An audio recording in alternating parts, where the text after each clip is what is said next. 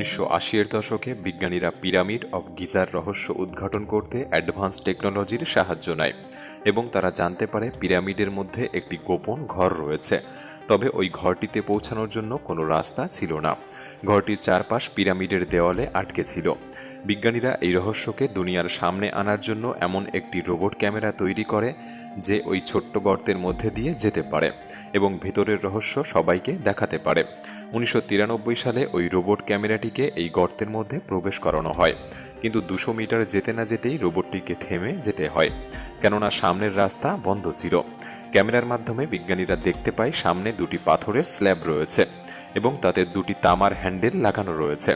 এমন অবস্থায় বিজ্ঞানীরা ওপারে যেতে পারছিলেন না। এরপর বিজ্ঞানীরা আরেকটি বিশেষ রোবট তৈরি করে যে পাথরের গায়ে ছিদ্র করতে পারে।